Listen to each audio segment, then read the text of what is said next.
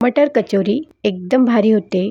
त्यासाठी आपल्याला मसाला तयार करायचा आहे. तर मसाला करण्यासाठी आपल्याला 1 चम्मच बडीशेप घेतलेली आहे, जिरं घेतलेलं आहे आणि ओवा घेतलेला आहे. हे सगळं 1 चम्मच घेतलेलं आहे.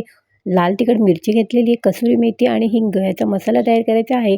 इकडे आपल्याला मटर बॉईल करून घ्यायचे आहे. त्याचबरोबर पालकची पेस्ट करून घ्यायची, पीठ मळून घ्यायचे, पिठामध्ये ओवा, तेल टाकायचे, मीठ घालायचे, मिक्स करून घ्यायचं आहे. आता त्याच्यामध्ये आपल्याला पालकची पेस्ट घालून तो पीठ मळून घ्यायचा आहे. 10 मिनिटासाठी ठेवून द्यायचा आहे. इकडे मटर मिक्सरला बारीक करून घ्यायचं आहे. तर त्याच्यामध्ये लसूण वापरलेले, अद्रक वापरलेले, कोथिंबीर आणि मिरी घातलेलं आहे.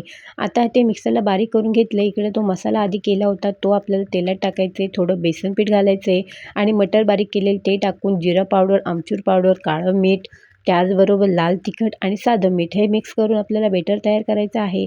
पिठाचा गोळा घेऊन त्याच्यामध्ये आपल्याला हे मटरची मिश्रण भरून घ्यायचं आहे आणि आपल्या कचोऱ्या मस्त करून घ्यायच्या आहेत. ह्या कचोऱ्या बनवल्या की छान लागतात. मुलंसुद्धा आवडीने खातात. ही रेसिपी एकदा नक्की ट्राय करा आणि मुलांना खाऊ घाला.